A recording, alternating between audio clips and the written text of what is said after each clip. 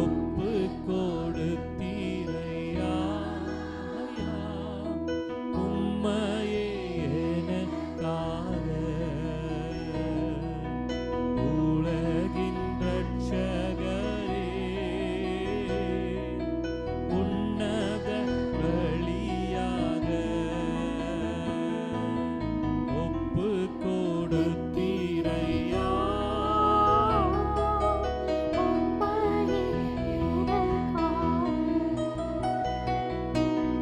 உலகின் ரட்சகரே, உன்னத பலியாக. ஹல்லேலூயா. நமக்காக சிலுவையிலே தம்மையே ஒப்பு கொடுத்தவர், நம்முடைய சொந்த குமாரன் என்று பாராமல் அவரையே நமக்காக அளித்தவர், மற்ற எல்லாவற்றையும் அருளாதிருப்பது எப்படி? கர்த்தர் நிச்சயமாக இந்த நாளிலிருந்து நம்முடைய வாழ்க்கையில ஒரு மாற்றத்தை உண்டு பண்ண போகிறார். விசுவாசத்தோடு கூட நல்ல கரங்களை தட்டி ஆண்டுக்கு நன்றி செலுத்துவோமா? அவர் காலங்களையும் சமயங்களையும் மாற்றுகிற தேவனாய் இருக்கிறார். ராஜாக்களை தள்ளி ராஜாக்களை ஏற்படுத்துகிற தேவன், ஞானிகளுக்கு ஞானத்தையும் அறிவாளிகளுக்கு அறிவையும் கொடுக்கிற தேவன். இந்த மாலவேளை நமத்தில் அவர் கடந்து வந்திருக்கிறபடினால நல்ல கரங்களை தட்டி ஆண்டுக்கு நன்றி செலுத்துவோமா? நன்றி நன்றி நன்றி நன்றி நன்றி செலுத்துகிறோம் ராஜா. ஹல்லேலூயா ஹல்லேலூயா ஹல்லேலூயா. Thank you Holy Spirit. கர்த்தருடைய நாமம் மகிமைப்படுவதாக. இந்த அருமையான மாலைவேளை இந்த இயேசு உயிர்த்தெழுந்தார் கூட்டத்தின் முதல் நாள் கூட்டத்துக்கு வந்திருக்கிறோம். உங்கள் ஒவ்வொருவரையும் ஆண்டவராகிய இயேசுவின் நாமத்தினாலே வாழ்த்தி வரவேற்கிறோம்.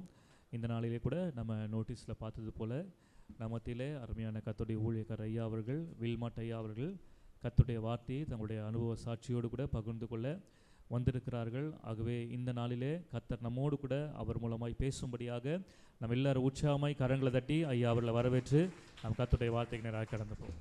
ஹல்லேலூயா ஹல்லேலூயா ஹல்லேலூயா ஹல்லேலூயா ஹல்லேலூயா ஹல்லேலூயா. நம்முடைய ஆண்டவர் இயேசு கிறிஸ்துவே மெய்யான தேவனும் நித்திய ஜீவனுமாய் இருக்கிறார். ஆமென். அவர் நேற்றும் இன்றும் என்றுமே மாறாதவராய் இருக்கிறார். ஒரு ஆமென் சொல்லுங்களை பார்க்கலாம். இந்த நல்ல தெய்வத்தை ஆராதிக்க துதிக்க அறிந்து கொள்ள இந்த மாலை வேளையில் நாம் விரும்பினமோ இல்லையோ நம்முடைய ஜீவனை அவருடைய பார்வைக்கு அருமையாக்கி கொண்டார். ஹல்லேலூயா. ரொம்ப சந்தோஷம். உங்கள் மத்தியிலே இப்படியா நீண்ட இடைவெளிக்கு பிறகு, நீண்ட வருடங்களுக்கு பிறகு உங்கள் மத்தியில் நிற்க தேவன் எனக்கு கொடுத்த கிருபைகளுக்காக நான் ஆண்டவரை ஸ்தோத்திரிக்கிறேன். முதல்ல என்னுடைய பெயரை நான் அறிமுகப்படுத்திக்கிறேன். என்னுடைய பெயர் வில்மார்ட். எப்படி என்னுடைய பெயர் வில்மார்ட், என் கையில் இந்த பைபிள் எப்படி வந்துச்சுன்னு ஒரு சின்ன அறிமுகம் தான். 1996 வருஷம் 6வது மாதம் ஒரு 3 நாள் லீவில் நான் வெளியில் வந்தேன். லீவுன்னு சொன்னால் ஏதோ வேலையில் இருந்தெல்லாம் கிடையாது. நான் ஒரு சிறை கைதி, ஜெயில் கைதி, பரோலில் வந்தேன். அப்படி வரும்பொழுது பார்த்தீங்கன்னா சிட்டிக்குள்ளே புரஷவாக்கம்னு சொல்லிட்டு ஒரு இடம், அங்கே நிறைய லாட்ஜ் இருக்குது. அந்த லாட்ஜில் யாருன்னா ஃபாரினர்ஸ் தங்கியிருந்தால் எனக்கு சொல்லுவாங்க. நான் அவங்கள போய் பார்த்து பேசி பணத்தை வாங்கி நண்பர்கள்கிட்ட கொடுத்துட்டு திருப்பி ஜெயிலுக்கு போயிடுவேன். எனக்கு மனு போட்டு என்னுடைய தேவைகளெல்லாம் சந்திப்பாங்க. அப்படி அந்த 1996 வருஷம் 6வது மாதம் வந்த பொழுது அந்த புரஷவாக்கத்தில் பார்த்திங்கன்னா மதர்ஷான்னு சொல்லிட்டு ஒரு துணிக்கடை, எதிர்க்க பார்த்திங்கன்னா வெள்ளாள தெரு, கீழே சரவண பவன் ஹோட்டல், மேலே சக்தி பிரியான்னு சொல்லிட்டு ஒரு லாட்ஜ். அந்த லாட்ஜில் 104 நம்பர் ரூமில் ஒரு வெள்ளைக்கார துறை தங்கியிருக்கிறாருன்னு சொன்னாங்க. சரி இன்றைக்கி துறையை போய் பார்த்துடலாமேன்னு சொல்லிட்டு வேறு மாதிரி நான் மேலே போயிட்டேன். மேலே போய் அந்த 104 நம்பர் ரூம் காலிங் பெல் அழுத்தின உடனே டோரை திறந்தார். டோரை திறந்த உடனே கேட்ட ஃபஸ்ட்டு வார்த்தையே வாட் யூ வாண்ட் அப்படி சொல்லிட்டு ஆங்கிலத்தில் மிக வேகமாக அந்த வார்த்தையை அவர் கேட்டார். அவர் அப்படி கேட்டதுக்கப்புறமா பார்த்திங்கன்னா எனக்கு இந்த கை மறுத்து போச்சு. எப்பவுமே டோரை திறந்த உடனே டக்குன்னு தள்ளிடுவேன். அன்றைக்கி என்னால் செயல்படவே முடியல. அன்றைக்கி அந்த துறையை பார்த்து ஒரு வார்த்தை கேட்கணும்னு தோணுச்சு. ஏன் எதுக்கெல்லாம் அன்றைக்கி தெரியாது. அது ஒன்று தான் உள்ளிருந்து வெளியே வந்துச்சு. அந்த வார்த்தை ஐ வாண்ட் ஒன் பைபிள் அப்படின்ட்டு. அவர் ஓகே அப்படின்னு சொல்லி டபக்குன்னு டோரை சாத்திட்டார். அப்படியே கால் தாங்கி தாங்கி கீழே வந்தால் என் நண்பர்கள் வெயிட் பண்ணுறாங்க. நான் பணத்தோடு வந்துடுவேன், ஜாலியாக இருக்கலான்னு சொல்லிட்டு வெயிட் பண்ணுற என் நண்பர்கள்கிட்ட சொன்னேன். அந்த டோரை திறந்து எதையும் கேட்கல. வாட் யூ வாண்ட் நான் கேட்டார். நான் என்னையும் தெரியாமல் அவர்கிட்ட பைபிள் கேட்டேன்ப்பா அப்படின்னு சொல்லிட்டு சொன்னேன். அப்போ அந்த வெள்ளைக்கார துறைக்கு ஆட்டோ ஓட்டுக்கிறேன் என்னுடைய நண்பர், அவர் தான் ரூட்லாம் கொடுப்பார். அவர் சொன்னார், வருஷத்தில் 2 தடவை அந்த வெள்ளைக்கார துறை சென்னைக்கு வருவார். வரும்பொழுதெல்லாம் பக்கத்தில் ஐநாவரத்தில் போய் ஒரு சர்ச்சில் அவர் பிரசங்கம் பண்ணுவார்னு சொல்லிட்டு சொன்னார். பிரசங்கம் பண்ணுற ஆளெல்லாம் ஏன்ப்பா எனக்கு காமிச்சிங்கன்னு அன்றைக்கி நான் வெளியில் நண்பர்களோடு ஜாலியாக இருந்துட்டேன். நான் வெளியில் வந்ததை என்னுடைய உறவுகள் கேள்விப்பட்டு என்னை அடித்து போட்டாங்க. அந்த சிறை கைதின்றதுனால ஒரு 7 நாள் ட்ரீட்மெண்ட்டு சென்னை ஜிஹெச்சில். அந்த 7வது நாள் என்னை பார்ப்பதற்காக அந்த வெள்ளைக்காரத்தோரை ஆட்டோ ஓட்டுகிற என்னுடைய நண்பரை கூப்பிட்டுக்கிட்டு நேராக ஜிஹெச்கே வந்துட்டார். வந்து அன்று அவர் எனக்காக ஜெபித்து என் கரத்தில் ஒரு வேத புத்தகத்தை கொடுத்துட்டு அவர் போயிட்டார். அப்படி போன அந்த வெள்ளைக்காரத்தோரை பேர் தான் இங்கிலாந்து தேசத்தைச் சேர்ந்த இவாஞ்சலிஸ்ட் வில்மார்ட் என்பது அவருடைய பெயர். நான் ஆண்டவரை ஏற்றுக்கொண்டு திருச்சபைக்குள்ளே வந்த பிறகு என்னை நடத்தின அந்த பரிசுத்தவான், அந்த போதகர், நான் ஞானஸ்தானம் எடுக்கும் பொழுது என்னுடைய பழைய வேதாகமத்தில் கீழே ஓரத்தில் எழுதியிருக்கோம் ப்ரெசன்டட் பை வில்மார்ட்னு. அந்த பேர் எடுத்து எனக்கு அப்படியே வச்சார். பேர் வைக்கும் போதே எங்கள் பாஸ்டர்கிட்ட கேட்டேன். ஏன்னா எனக்கெல்லாம் பார்த்தீங்கன்னா சின்னதுலேயே இருக்கும்பொழுது மண்டையில் ஏற்றி விட்டாங்க. இயேசு கிறிஸ்து ஒரு வெளிநாட்டு தெய்வம், இயேசு ஒரு வெள்ளைக்கார தெய்வம்னு சின்னதில் இருக்கும் போதிலே மண்டையில் ஏற்றி விட்டாங்க. எனக்கு ஏன் பாஸ்டர் இந்த வெள்ளைக்காரன் பேரெல்லாம் வைக்கிறீங்கன்னு என்னை நடத்தின அந்த போதகரை கேட்ட பொழுது அவர் சொன்ன நல்ல ஒரு வார்த்தை, நாளானது விளங்க பண்ணும் அப்படின்னாரு. ஹல்லேலூயா.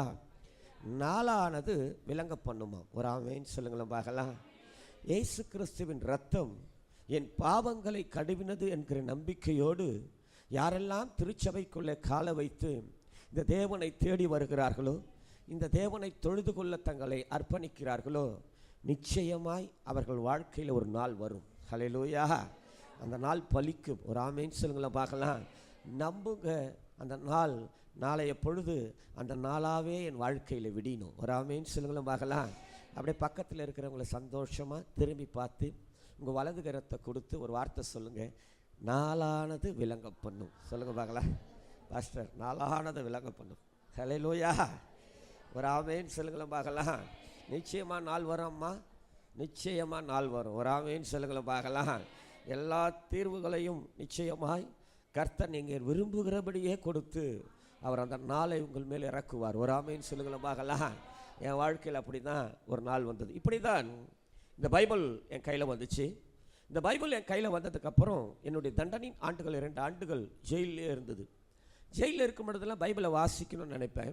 விருப்பத்தோடு தாகத்தோடலாம் கிடையாது. ஒரு டைம் பாஸுக்காக எல்லாத்தையும் பார்க்குறோம், பைபிளையும் பார்ப்போமேன்னு சொல்லிட்டு ஒவ்வொரு நாள் காலையிலேருந்து எல்லாத்தையும் முடிச்சுட்டு நான் வேதத்தை திறப்பேன். திறக்கிற பொழுதெல்லாம் ஒரு அதிகாரம் 2 வார்த்தை தான் வாசிப்பேன். டபக்குன்னு எடுத்து மூடி வச்சிருவேன். திருப்பி மறுநாள் இருந்து திறந்து பார்ப்பேன், அதே வார்த்தை தான் என் பார்வையில் படம். வாசிப்பேன், மூடி வச்சிருவேன். வாசிக்க வேணாம், ஒரு அறிமுகத்துக்காக சொல்லுகிறேன். அந்த வார்த்தை சங்கீதங்களின் புத்தகம் 118 அதிகாரம் 18 வாசித்துட்டு தான் 17 வாசிப்பேன். 18 சொல்லும், கர்த்தர் என்னை வெகுவாய் தண்டித்தும் சாவுக்கு ஒப்பு கொடுக்கவில்லை. 17வது வார்த்தை சொல்லும், நான் சாவாமல் பிழைத்திருந்து கர்த்தருடைய செய்கைகளை விவரிப்பேன். ஒரு ஆமென் சொல்லுங்களேன் பார்க்கலாம். ஏசாயா தீர்க்கதரிசியின் புத்தகம் 55 அதிகாரம் 11வது வார்த்தை சாட்சி கொடுக்கிறது. தேவன் தம்முடைய வார்த்தைகளை அனுப்புகிற பொழுது அது வெறுமையாய் அவரிடத்தில் திரும்பி வருவதில்லையாம், அனுப்பின காரியம் ஆகும்படி வாய்க்கும் என்று வேதம் சாட்சி கொடுக்கிறது. எந்த நோக்கத்துக்காக தேவன் தம்முடைய வார்த்தைகளை அனுப்புகிறாரோ நிச்சயமாய் நிச்சயமாய் அதை நிறைவேற்றி விட்டு தான் அது அவரிடத்தில் திரும்பும். ஆமென் சொல்லுங்க. பார்க்கலாம். என் பார்வையிலே பட்ட அந்த நல்ல வார்த்தையின் பிரகாரமாக என்னை வெகுவாய் தண்டித்தும் சாவுக்கு ஒப்பு கொடுக்காதபடி பிழைத்திருக்கும்படியாய் செய்து இந்த நல்ல நாளில் உங்கள் மத்தியிலே தேவன் என் வாழ்க்கையிலே செய்த செய்கைகளை விவரிக்க என் தேவன் தந்தை இந்த நல்ல தருணத்துக்காக என் தேவனை நான் ஸ்தோத்தரிக்கிறேன்.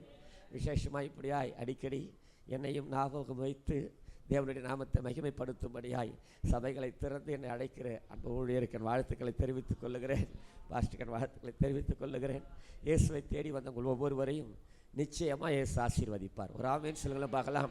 நம்முடைய நம்பிக்கைலாம் அதுதான். ஒரு அல்லேலூயா சொல்லுங்களை பார்க்கலாம். கிழக்கிலோ மேற்கிலோ வடக்கிலோ தெற்கிலோ இருந்தெல்லாம் கிடையாது, நமக்கு வானத்தில் இருந்து தான். ஒரு ஆமென் சொல்லுங்களை பார்க்கலாம். இதற்காகவே அடைக்கப்பட்டோம். ஒரு அல்லேலூயா சொல்லுங்களை பார்க்கலாம். ஹல்லேலூயா. இந்த நாளிலும் கூட சிலுவை தியான கூட்டத்தினுடைய இந்த முதல் நாள் கூட்டத்தில் அப்படியே சிலுவையை குறித்து நான் அறிந்து கொள்ள வேண்டும் என்கிற ஒரு பெரும் வாஞ்சையா, ஏதோ சபைக்கு போகிறோன்றதுக்காக இல்லை, ஏதோ கூட்டம் நடக்கணுன்றதுக்காக இல்லை, ஒரு வாஞ்சை என் உள்ளத்தில், ஒரு தாகம் என் உள்ளத்தில் பெருக்கெடுத்து ஓடுதையா.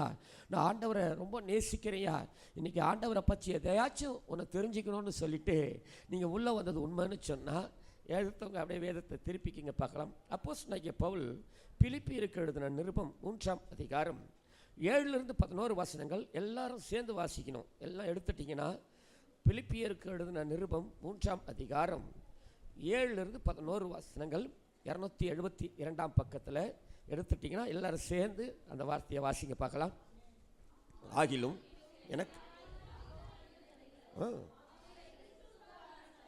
எண்ணினே மாத்திரமல்ல, கர்த்தராகி நஷ்டம் என்று எண்ணிக்கொண்டிருக்கிறேன். நான் கிறிஸ்துவை ஆதாயப்படுத்திக் கொள்ளும்படிக்கும் நியாயப்பிரம் உடையவனாயிராமல் கிறிஸ்துவை பற்றும் விசுவாசத்தினால் வருகிறது. விசுவாசம் மூலம் நீதியை உடையவனாயிருந்து கிறிஸ்துவுக்குள் இருக்கிறவன் என்று காணப்படும்படிக்கும் இப்படி நான் அவரையும் அவருடைய உயிர் தழுதலின் வல்லமையையும் அவருடைய பாடுகளின் ஐக்கியத்தையும் அறிகிறதற்கும் எப்படியாயினும் நான் மரித்தோரிலிருந்து உயிரோடு அவருக்காக எல்லாவற்றையும் நஷ்டமென்று விட்டேன், குப்பையுமாக எண்ணுகிறேன். ஒரு ஆமேன்னு சொல்லுங்களேன் பார்க்கலாம். ஹல்லேலூயா. நல்ல ஒரு வார்த்தை, ரொம்ப அற்புதமான ஒரு வார்த்தை. இந்த வார்த்தையினுடைய சுருக்கம் என்னன்னு சொன்னால், என் வாழ்க்கையில் ஆண்டவராகிய இயேசு கிறிஸ்து வெளிப்பட்டார் இல்லையா? இந்த பவுல் சொல்லுகிறான், வெளிப்பட்ட அந்த இயேசு கிறிஸ்துவை நான் அறிந்து கொள்வதற்காக, அது அறிவின் மேன்மை. இந்த இயேசுவை நான் அறிந்து கொள்வதற்காக என் வாழ்க்கையில் இயேசு வெளிப்பட்டார் இல்லையா? வெளிப்பட்ட அந்த இயேசுவை நான் காத்து கொள்வதற்காக நான் எல்லாவற்றையும் நஷ்டமென்று விட்டேன்னு சொல்லிட்டு கீழே ஒன்று மென்ஷன் பண்ணுறான். கிறிஸ்துவினுடைய அந்த சிலுவை பாடுகளின் ஐக்கியத்தையும் நான் அறிந்து கொள்வதற்காக நான் எல்லாவற்றையும் நஷ்டமென்று விட்டேன், குப்பையுமாக எண்ணுகிறேன். ஒரு ஆமீன் சொல்லுங்களேன் பார்க்கலாம். ரொம்ப அற்புதமான, வேதத்தில் ரொம்ப நல்ல படித்த ஒரு அற்புதமான ஒரு பாத்திரம், தேவனால் பயன்படுத்தப்பட்ட இன்றும் பயன்படுத்தப்படுகிற அற்புதமான ஒரு பாத்திரம் அப்போஸ்தலனாகிய பவுல். அந்த பவுல் சொன்ன அந்த வார்த்தை ரொம்ப அழகான ஒரு வார்த்தை. அவன் சொல்லுகிற வார்த்தை, ஏன் இந்த இயேசு கிறிஸ்துவை நான் அறிந்து கொள்ள வேண்டும், ஏன் இந்த இயேசுவை நான் காத்து கொள்ள வேண்டும், ஏன்பா இந்த இயேசு கிறிஸ்துவினுடைய சிலுவை பாடுகள், இயேசு சிலுவையோடு கூட அந்த வைத்த அந்த ஐக்கியம், இயேசு கிறிஸ்து அந்த சிலுவையின் பாடுகளோடு கூட அவர் பயணப்பட்ட அந்த ஐக்கியத்தை நான் ஏன் தெரிந்து கொள்ள வேண்டும் என்று சொல்லி அவன் அந்த இடத்துல சொல்கிறான். அது ஏன் நான் தெரிஞ்சு கொள்ளணும்னு சொன்னால், நான் ஒருவேளை செத்து போயிட்டேன்னு சொன்னால், நான் மரித்தாலும் மீண்டுமாய் நான் உயிரோடு எழுவதற்காக இந்த சிலுவை பாடுகளின் ஐக்கியத்தை நான் அறிஞ்சிக்கணும். அதற்காக நான் எல்லாவற்றையும் நஷ்டம் என்று விட்டேன், குப்பையுமாக எண்ணுகிறேன்னு சொல்கிறான். ஒரு ஆமேன் சொல்லுங்களேன் பார்க்கலாம். கிறிஸ்துவை அறிந்து கொள்வது ரொம்ப ரொம்ப விலையேறப்பட்ட மேன்மை. ஒரு ஆமீன் சொல்லுங்களை பார்க்கலாம். அதை காட்டிலும் இன்னும் கூட நாம் உள்ளே போகணும்னா கிறிஸ்துவனுடைய சிலுவையின் பாடுகளை அறிஞ்சிக்கணும். ஒரு ஆமீன் சொல்லுங்களை பார்க்கலாம். ஹல்லேலூயா. நம்முடைய வாழ்க்கையில் இன்னைக்கு கிறிஸ்துவின் சிலுவை பாடுகளை அறிந்து கொள்வதுதான் மிக மிக உன்னதமான இடத்திற்கு, மிக உயர்வான நிலவரத்துக்கு நம்ம கொண்டு போய். இயேசுவை தெரியும் எல்லாருக்கும், அது இதில் எந்த மாற்றமும் கிடையாது. இயேசு சுகம் அளித்தார், உண்மைதான். முடவர்களை நடக்க வைத்தார், குருடர்களுக்கு பார்வை கொடுத்தார், ஊமையர்களை பேச வைத்தார், மரித்தோரை உயிரோடு கூட எழுப்பினார். இந்த காஸ்பல் நமக்கு தெரியும், எல்லாருக்கும் தெரியும், உலகத்தில் இருக்கிற அத்தனை பேருக்கும் தெரியும். ஆனால் இயேசு கிறிஸ்து அந்த சிலுவையின் பாடுகளோடு கூட ஒரு ஐக்கியம் வச்சாரு பாருங்க. இயேசு கிறிஸ்து ஏன் அந்த சிலுவையோடு கூட ஒரு ஐக்கியம் வைக்கணும்? வைக்க வேண்டிய அவசியமே கிடையாது. அந்த வைத்த அந்த பாடுகளின் ஐக்கியத்தை அதை அறிந்து கொள்வதற்கு இன்னைக்கு ரொம்ப பேருக்கு விருப்பம் இல்லை, ரொம்ப பேர் விரும்புறதே கிடையாது. அப்படி விரும்பாத அந்த கூட்டத்தை அவங்க இடத்துல எழுதுறான், மென்ஷன் பண்ணுறான் பாருங்க. 18 அவன் சொல்கிறான், என்ன சொல்கிறான் வாசிங்க. ஏனெனில் அநேகர் வேறு விதமாய் சொன்னேன், கண்ணீரோடு சொல்லுகிறேன், அழிவு, வயிறு, லட்சையே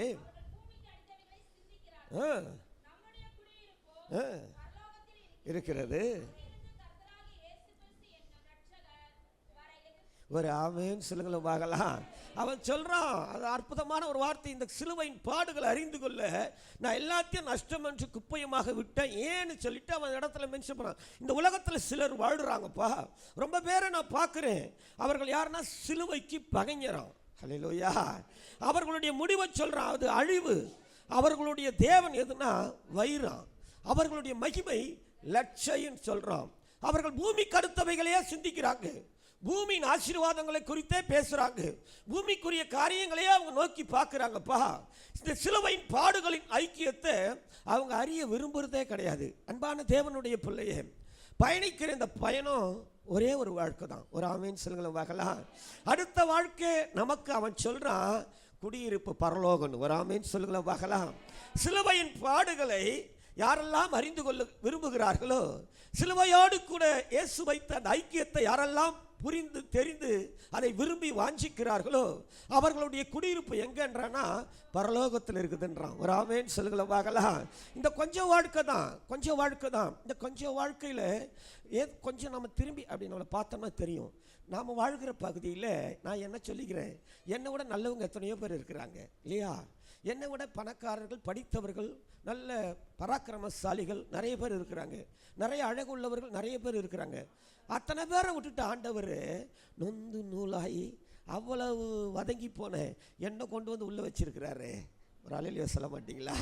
நீங்கள் உங்களை திரும்பி பார்த்துங்க. ஒரு பெரிய பிளான், கர்த்தருடைய பிளான், பெரிய பிளான், ஒரு பெரிய நோக்கம். கிறிஸ்தவர்கள் என்று சொல்லிக் கொள்ளுகிற எவராலும் எந்த ஒரு அசைவையோ எந்த ஒரு எழுப்புதலையும் கொண்டு வரவே முடியாது. ஹல்லேலூயா.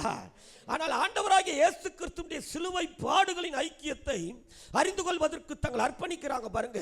இந்த சிலுவையோடு கூட தங்களுடைய வாழ்க்கையை பின்னி புனைந்து கட்டி இந்த இயேசு கிறிஸ்துவினுடைய இந்த ஐக்கியம் எதற்காக வைத்தார் என்பதை விரும்பி வாஞ்சிக்கிறாங்க. பார்த்தீங்களா?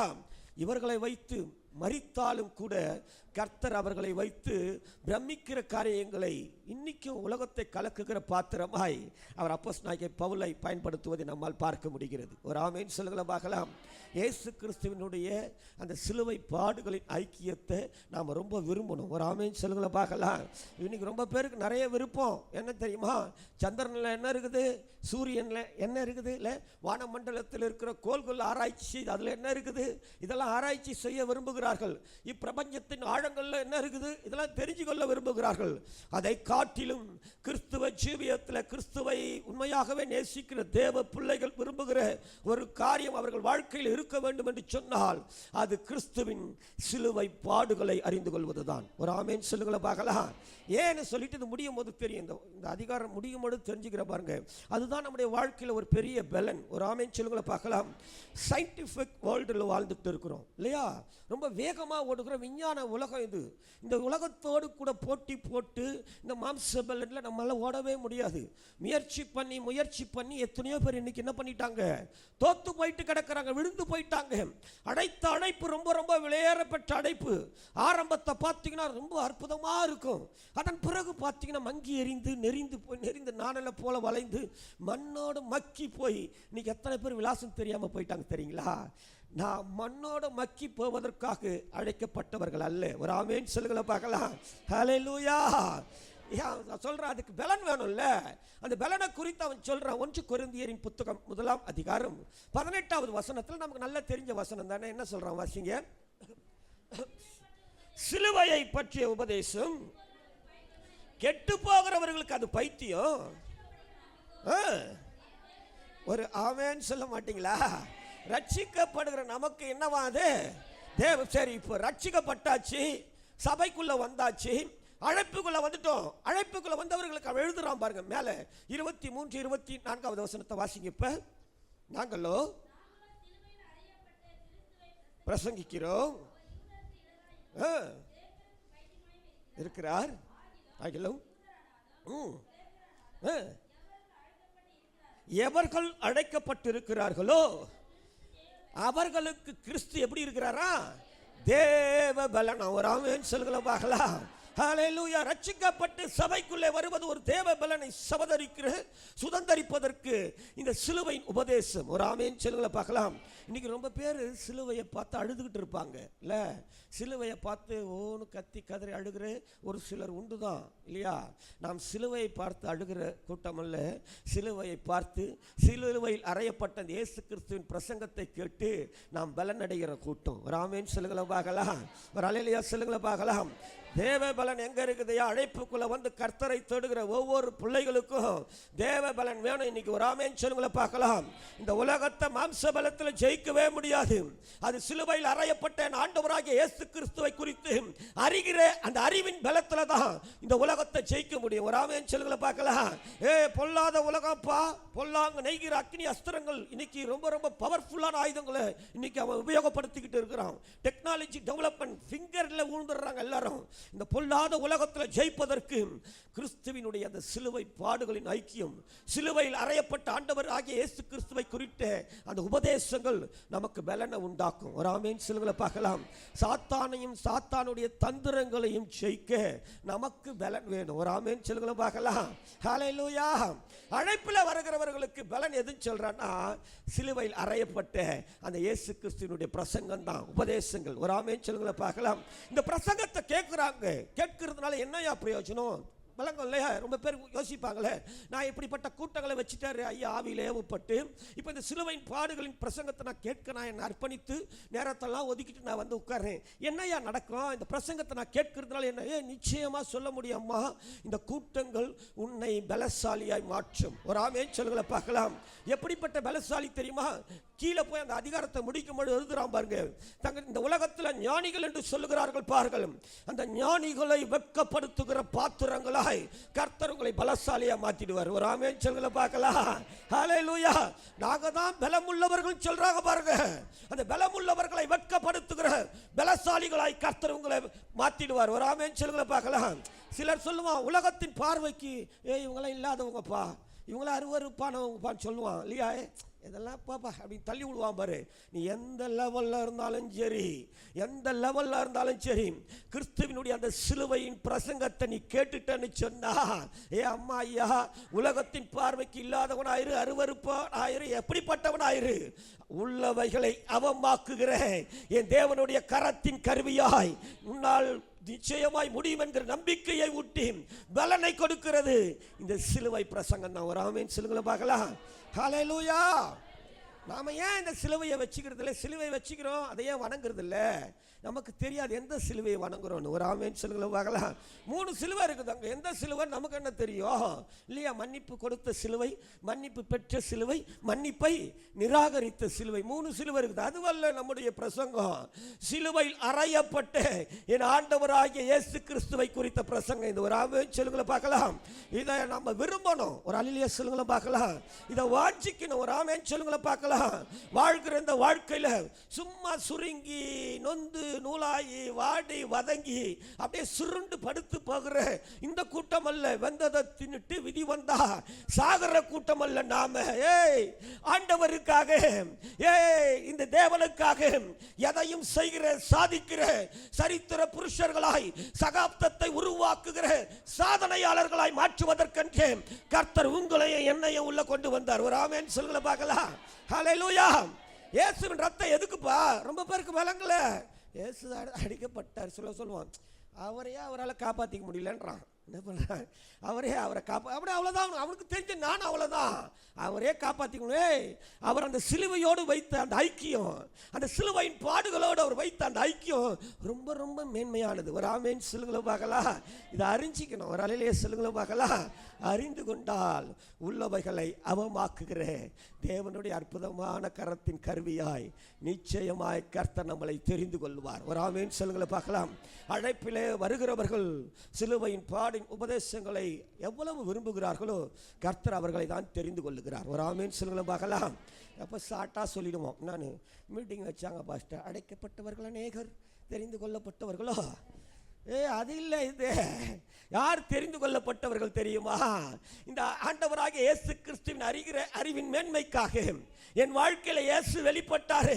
வெளிப்பட்ட அந்த இயேசுவை நான் காத்துக்கொள்வதற்காக, ஒருவேளை நான் மரித்தாலும் அவர் வருகையிலே உயிரோடு எழுந்திருப்பதற்காக சிலுவையின் பாடுகளை அறிந்து அறிந்து அறிந்து அந்த உயிர் தொழுதலை வாஞ்சித்து என்னுடைய குடியிருப்போ பரலோகம் என்று சொல்லி கர்த்தரை வாழ்கிற நாட்களில் உயர்த்தி கொண்டே இருக்கிறார்களே, அவர்கள் தான் தெரிந்து கொள்ளப்பட்டவர்கள். ஒரு ஆமென் சொல்லுங்களை பார்க்கலாம். நாமெல்லாம் தெரிந்து கொள்ளப்பட்டவர்களுடைய லிஸ்ட். ஒரு ஆமென் சொல்லுங்களை பார்க்கலாம். இன்னைக்கு சிலுவையின் பாடுகளை கொஞ்ச நேரம் சொல்ல போகிறேன். இந்த சிலுவையின் பாடுகளை, சிலுவையோடு கூட ஆண்டவர் வைத்த அந்த ஐக்கியம் ரொம்ப ரொம்ப நான்லாம் வந்து பாருங்களேன், 19 வயசில் ஜெயிலுக்கு போயிட்டுவேன். 19 வயசில் ஜெயிலுக்கு போயிட்டு, இப்போ ஜெயில் வந்து புழலில் இருக்குது. அப்போ சென்ட்ரல் ரயில்வே ஸ்டேஷன் ஆப்போசிட்டில் தான் ஜெயிலு. அப்பா வந்து எங்கள் அப்பா வந்து பார்த்தீங்கன்னா கைரேகை பாப்பார், ஜிபிஓவில் ஒர்க் பண்ணிட்டு இருந்தார். நான் ஃபுல் டெஸ்ட் பண்ணி நாளைக்கு சொல்கிறேன், இன்றைக்கி கொஞ்சம் சொல்கிறேன். எங்கள் அப்பா வந்து ஜிபிஓவில் ஒர்க் பண்ணிட்டு இருந்தால், அம்மா நர்ஸு. 19 வயசில் ஜெயிலுக்கு போயிட்டேன், ஒரு கொலைகேஸில் உள்ளே போயிட்டேன் நான். அப்போ சென்ட்ரல் ரயில்வே ஸ்டேஷன் எப்படின்னு சொன்னாக்கா, இந்த பக்கம் ஒரு தடுப்பு இருக்கும், உள்ளே இருக்கிற அக்கிஸ்ட்லாம் நாங்கள் எப்படி இருப்போம், நடுவில் ஒரு சின்ன கேப் இருக்கும். இந்த பக்கம் ஒரு காவல்துறை அதிகாரி, இந்த பக்கம் ஒரு காவல்துறை அதிகாரி கயிறு கட்டி அடிச்சுக்கிட்டு இருப்பாங்க. அந்த பக்கம் பார்க்க வர விசிட்டர்ஸு, அந்த பக்கம் பார்க்க வர விசிட்டர்ஸ் எங்கள் அப்பா மாதத்தில் ஒரு 2 தடவையாச்சும் வந்துட்டு பார்க்கும் போதெல்லாம் அழுவார். நல்ல கைரேகை பார்ப்பார். நல்ல டாப் லெவல் பீப்புள்ஸுக்கு நல்ல ஜாதகத்தையும் கணித்து சொல்வார். சென்ட்ரல் கவர்மெண்ட் சர்வெண்ட் எங்கள் அப்பா. வரும்பொழுதெல்லாம் நான் சொல்லுவேன், வரும்பொழுதெல்லாம் ஏன்ப்பா அழுவுறீங்க, விடுப்பா வந்துடுவேன், பார்க்கலாம்ப்பான்னு. ஒரு நாள் சொன்னார், நான் ஏன் தெரியுமாடா அழுவுறேன், இந்த கையில் ஆயுள் ரேகைன்னு சொல்லிட்டு ஒரு ரேகை ஓடுதுடா, இந்த ரேகை சொல்லுது நீ 33 வயசில் செத்து போயிடுவேன்னு இந்த ரேகை சொல்லுதுடான்னு சொல்லிட்டு போயிட்டார். இப்போ 19 வயசில் நான் ஜெயிலுக்கு போயிட்டு பரோலில் பெயிலில் ஃபஸ்ட்டு, அப்புறம் பரோலெல்லாம் வரும்போது நானாக விருப்பப்பட்டு ஒரு பெண்ணை கல்யாணம் பண்ணிக்கிட்டேன். இப்படி ஜெயிலுக்கு வெளியில் அடிக்கடி வந்துட்டு போனதுனால லீவில் எடுப்பாங்கன்னு வரும்பொழுதெல்லாம் அப்படி வந்துட்டு போனதுனால நான் ஜெயிலில் இருக்கும்போது எனக்கு வெளியில் 2 பெண் குழந்தைகள் பிறந்துட்டு போச்சு. என்னுடைய முழு தண்டனையின் காலம் முடித்து நான் வெளியில் வரும்பொழுது என்னுடைய வயசு 31 வயசு, 32 ஏறக்குறைய நெருங்கிட்டு இருக்கிறேன். வந்து இப்படி பார்த்தா என் மனைவி இடுப்பில் ஒன்று கீழே ஒன்று நச்சுக்குன்னு நிற்கிது. பரிதாபமாக இருக்குது பார்க்கும்போதே. எங்கள் அப்பா சொன்ன ஜாதக கணிப்பின் பிரகாரம் என்னுடைய வயசு 33. இன்னும் அதிகபட்சம் 1.5 ஆண்டுகள், 1 ஆண்டுகள் தான் இந்த மண்ணுலகில் நான் வாழ முடியும்னு கணித்த ஜாதகங்கள் சொல்லுது. சூழ்நிலையை பார்த்தா அப்படி தான் தெரியுது. அவ்வளவு நெருக்கங்கள், அவ்வளோ உபத்திரவங்கள், என்னை சாகடிக்கு கொன்று போட தேடுகிற கூட்டம், இப்படியெல்லாம் ரொம்ப மோசமான காலகட்டம். அப்போ நானும் அப்படி தான் ஆயிடும் போல நினச்சேன். அவ்வளவு நெருக்கமான காலகட்டத்தில் இப்போ வயசு எனக்கு 1 ஆண்டுகள் அங்கே பதுங்கி இங்கே பதுங்கி பல தவறுகளை செஞ்சேன். என்னெல்லாம் குறுக்கு வழி இருக்குதோ அத்தனை வழியிலையும் போனவன் நான். ரொம்ப சூழ்நிலை சாதகமே அற்ற நிலவரத்தில் இப்போ எனக்கு வயசு 33 ஆகிப்போச்சு. 33 வயசில் தான் எங்கள் அப்பா கணித்த அந்த ஜாதகத்தின் பிரகாரம் கணித்த அந்த 33 வயசில் தான் திருச்சபையின் தலைவர் ஏசப்பா உலகத்துக்கு செத்து நான் நீதிக்கு பிழைக்க என்னை உள்ளே கொண்டு வந்துட்டார். ஹல்லேலூயா. இப்போ உள்ளே வந்தாச்சு, ரட்சிக்கப்பட்டு உள்ளே வந்தாச்சு. உள்ளே வந்த பிறகு வெளியில் போக முடியாத சூழ்நிலை எனக்கு. வெளியில் இப்போ நீங்களாம் வந்து மீட்டிங் நடத்துகிறாங்க, அதனால் ஆண்டவர்கிட்ட பார்க்கணும், ஆண்டவரை ஆராதிக்கணும், நீங்கள் வந்தீங்கல்ல, நான் எப்படி வருவேன் தெரியுமா? இந்த மாதிரி சிலுவையின் இப்போ நம்மளாம் இப்போலாம் இந்த சீசன் டைம் ஆகிப்போச்சு. அப்போல்லாம் வந்து எங்கள் சர்ச்சில் வந்து டெய்லி காலையில் அந்த சிலுவையின் பாடுகளை தியானிப்பாங்க. விடவே மாட்டார் அவர், எங்கள் பாஸ்டர். சிலுவையின் சாயந்தரம் காலையில் எவ்ரி டைம் மீட்டிங் இருந்துக்கிட்டே இருக்கும். நான் எதுக்கு வருவேன்னா, ஒரு 6 மணிக்கு மீட்டிங்னு வச்சுக்கிங்களேன், 5:45 குடும்பமாக உள்ளே வந்துடுவோம். ஏன்னாக்கா ஒரு பக்தியிலையோ ரொம்ப வைராக்கியத்துல எல்லாம் கிடையாது. வாசலில் வந்து பார்த்திங்கன்னா டின்னு, இவ்வளோ பெரிய டின்னில் வந்து டீ போட்டு வச்சுருப்பாங்க, பால் டீ. வந்தால் சும்மா ஆர்வம் வரதுக்கு முன்னாடி நாங்கள் வந்துட்டோம்னு வச்சுக்கோனால இவ்வளோ பெரிய கிளாஸில் ஆளுக்கு ஒரு கிளாஸை பிடிச்சி என் குழந்தைங்களுக்கு கொடுத்துட்டு நானும் குடிச்சிட்டு அழகாக வந்து ஃப்ரண்ட்டில் உட்காந்துக்குவோம். அம்மா டீ போடுறதுக்கு கருப்பு டீக்கே வழி இல்லாத நாட்கள், சாப்பிட்றதுக்கு வழி இல்லாத நாட்கள். எல்லோரும் முடிச்சிட்டதுக்கப்புறம் தான் நாங்களும் போவோம். பக்தியில் போகிறது கிடையாது. முடிச்சுட்டு ஏன் லேட்டாக போவோம்னு சொன்னால், சபையில் இந்த வயசானவங்களுக்கு சுகர் பேஷண்ட் இருந்தனால என்ன டிஃபன் எல்லாம் செஞ்சு வச்சுருப்பாங்க. முடிச்சுட்டு அவங்க சாப்பிட்டுட்டுலாம் போயிட்டதுக்கப்புறம் எதனா மீந்துடும் பாருங்கள், அதை வாங்கிட்டு மறுநாள் காலையில் என் பிள்ளைகளுக்கு அதுதான் உணவு. இப்படி தான் கர்த்தரை தேட ஆரம்பித்தேன். ஏதோ பேசுவாங்க சிலுவையை பற்றி, நான் பாட்டு காதை மட்டும் திறந்து விட்டு ஹார்ட்டை மட்டும் ஒன்று மட்டும் நினச்சிக்குவேன். என் வாழ்க்கை இப்படி ஆயிடுச்சு ஏசப்பா, ஏதோ உங்களுடைய ரத்தத்தை பற்றிலாம் பேசுகிறாங்க, என் வாழ்க்கை முடிஞ்சு போச்சு, பரவாயில்ல, என் பிள்ளைங்க வாழ்க்கையை ஆசீர்வாதமாக மாற்றி விட்ருங்க ஏசப்பா. இதை மாத்திரம்தான். இப்போ நம்மளுக்கு ஜெபிக்கலாம் தெரியாது, ஏதோ ஒரு வழி போடணும், என் பிள்ளைகளுக்கு ஏதாச்சும் ஒன்று மாறணும், என் பிள்ளைகளுடைய தலையெழுத்து மாறணும். இப்படியெல்லாம் கர்த்தரை தேடினவன் நான். இப்படி தான் ஆண்டவரை தேடுதி திருச்சபைக்குள்ளே வந்து இந்த உபதேசத்தை கேட்பதற்காகவே சீக்கிரமாக வந்து லேட்டாக போன ஆள் நான். ஹல்லேலூயா. இன்னைக்கு கொஞ்சம் திரும்பி பார்த்துக்கிறேன்.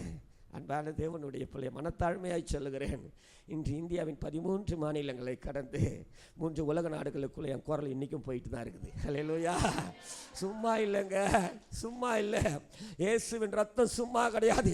அழைப்பில் வந்து சபை கூடி வருவதை விட்டு விடாதபடிக்கு சபைக்குள்ளே வந்து இந்த கிறிஸ்துவின் உபதேசத்தை கேட்கிற எவரையும் கர்த்தர் சும்மா விட்டதா சரித்திரமும் சாட்சி கொடுக்கல, சரித்திரமும் சாட்சி கொடுக்கல.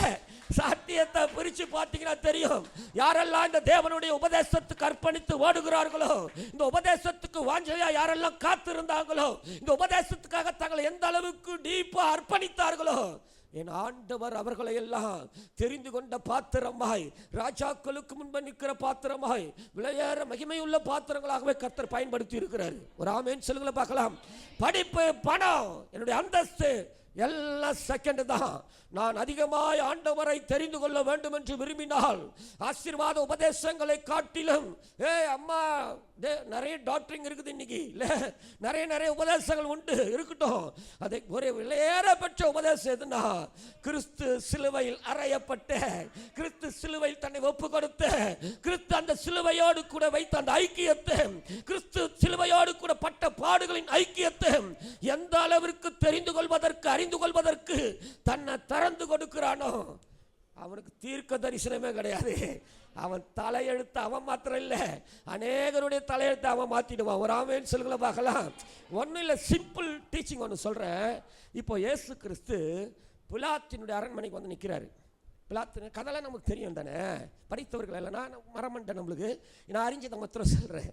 பிலாத்தின் அரண்மனையில் வந்து நின்றுட்டார். வந்த உடனே பிலாத்து கேட்குறான், என்ன நீ யூதருடைய ராஜாவா அப்படின்னு கேட்குறான். கேட்டானா இல்லையா? இப்போ இயேசு என்ன சொல்கிறாரு? ஆமாம், நான் ராஜா தான். என்னது, நான் யார்? நான் ராஜா தான் அப்படின்றான். ஏசு சொல்கிறாரா? இப்போ பிலாத்து பார்க்குறோம். இப்போ சிலுவையில் தூக்கி போட்டாச்சு. சிலுவையில் தூக்கி போட்ட பிறகு ஏசு அந்த பிலாத்து என்ன பண்ணிட்டா, மேல் விலாசத்தை எழுதுறான். என்னன்னு? ஏசு யூதருக்கு ராஜா எழுதி போட்டானா, ஏசு ஜீவனை விட்டார், மறிச்சிட்டார். சரி, ஏசு செத்து போயிட்டாரு.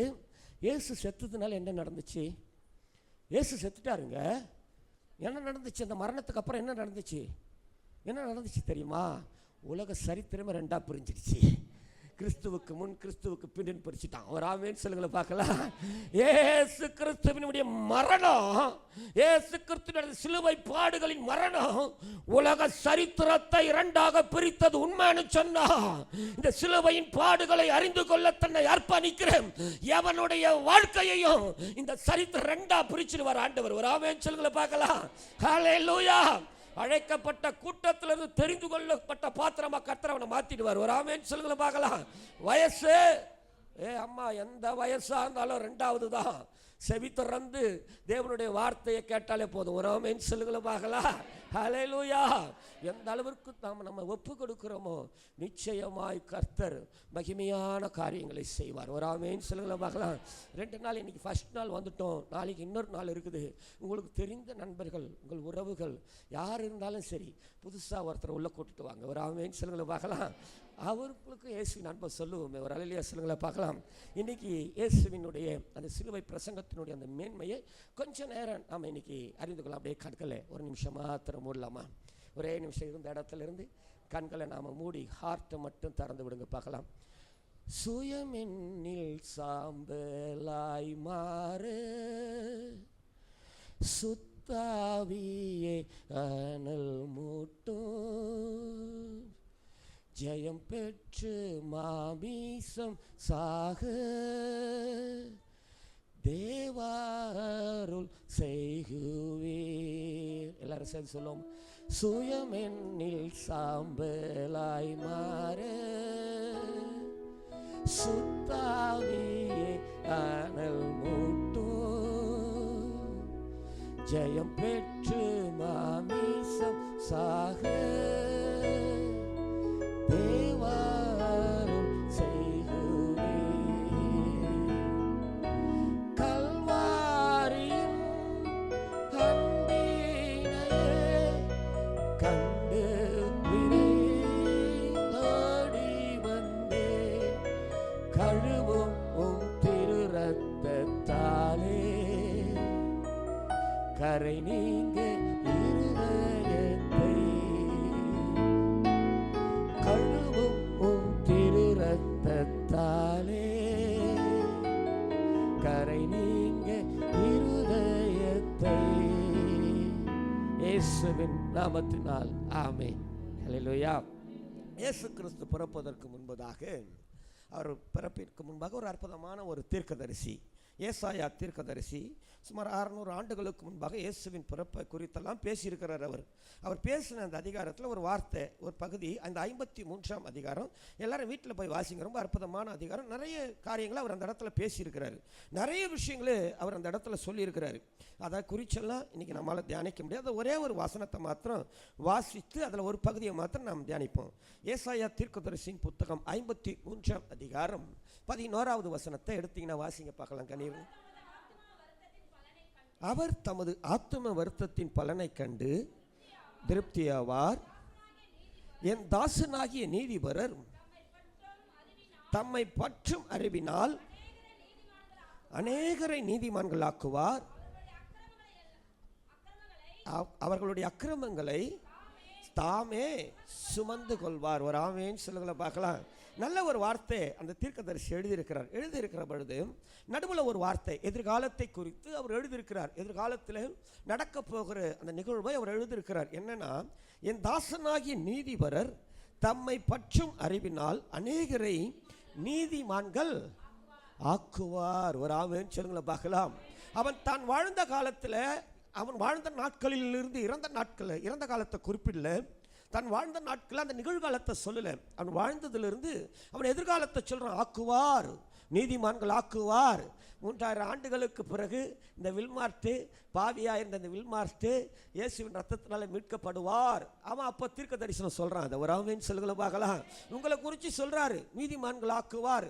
அப்போ நீதிமான்களாய் மாற வேண்டும் என்று சொன்னால் பழைய ஏற்பாட்டில் பல தகுதிகள், 18 விதமான தகுதிகளை குறித்து அந்த இடத்துல எழுதப்பட்டிருக்கிறது. இந்த பழைய ஏற்பாட்டின் தகுதிகளை விட்டுருங்க. இந்த புதிய ஏற்பாட்டில் அப்போஸ்தலனாகிய பவுல் ஒரு நல்ல ஒரு வார்த்தையை ரோமாபுரியில் இருக்கிற தேவ பிரியர்களுக்கும் பரிசுத்தவான்களாய் அழைக்கப்பட்ட அத்தனை பேருக்கும் எழுதின அந்த நிருபத்தில் ஒரு வார்த்தை எழுதுறாரு. ரோமரின் புத்தகம் 5ஆம் அதிகாரம் 9வது வசனத்தில் அவர் எழுதுறார். என்ன எழுதுறாரு? இப்படி நாம் அவருடைய ரத்தத்தினாலே, ஒரு ஆமென் சொல்லுங்கள பார்க்கலாம். இயேசுவின் ரத்தத்தினால நாம் யார் ஆயிட்டோமா? நீதிமான்களா மாறிட்டோமா? ஒரு ஆமென் சொல்லுங்கள பார்க்கலாம். ஏசாயா தீர்க்கதரிசி கிறிஸ்துவுக்கு முன்னால உரைத்த அந்த வாக்கு தத்துவம், அவர் தம்மை பற்றி தாசனாகிய நீதிபரர் தம்மை பற்றும் அறிவினால் அநேகர நீதிமான்கள் ஆக்குவாராம். இவன் புதிய ஏற்பாட்டின் காலத்தில் வாழ்ந்த இந்த பரிசுத்தவான் சொல்றான், இயேசுவின் ரத்தத்தினாலே நாம் நீதிமான்கள் ஆக்கப்பட்டோம். ஒரு ஆமென் சொல்லுங்கள பார்க்கலாம். ஹல்லேலூயா. இயேசு ஏன் சிலுவையோடு கூட தன்னுடைய ஐக்கியத்தை வச்சாரு? வைக்க வேண்டிய அவசியம் இல்லை. அவர் தேவனுடைய ரூபம். அவர் எவ்வளவு பெரிய ஆள் இல்ல, பிதாவின் செல்ல பிள்ளை. அவர் சிலுவையோடு வைத்த அந்த ஐக்கியம், சிலுவையின் பாடுகளோடு கூட வைத்த அந்த ஐக்கியம், அவர் சிந்தின அந்த ரத்தத்தினாலே நீதிமான்களாய் அநேகரை மாத்திட்டாராம். ஒரு ஆமென் சொல்லுங்கள பார்க்கலாம்.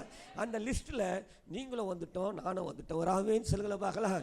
என் பாவம் கழுவப்பட்டது என்கிற நம்பிக்கை யாருடைய வாழ்க்கையில் இருதயத்திலெல்லாம் நிலைத்திருக்கிறதோ, இயேசுவின் ரத்தம் எனக்கானதையா, இயேசுவின் ரத்தத்தினால் என் பாவங்கள் கழுவப்பட்டது என்கிற நிச்சயத்தை யாரெல்லாம் உடையவர்களாக இந்த மண்ணுலகிலே ஜீவிக்கிறார்களோ அத்தனை பேரையும் இந்த ஆண்டவர் நீதிமான்களாக தான் மாற்றி வச்சிருக்கிறார். ஒரு ஆமென் சொல்லுங்கள பார்க்கலாம். சரி, நீதிமானா மாறிட்டேன், நீதிமானாய் நான் மாறினது சிலுவையின் ரத்தம் எனக்கு சொல்லிடுச்சு. நீதிமானாய் மாறினதுனால எனக்கு என்ன பலன்? ஒரு கேட்கணும்ல.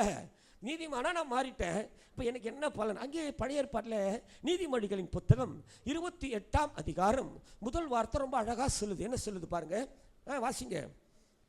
என்னாச்சு? ஒருவனும் தொடராதிருந்தும் துன்மார்க்கர்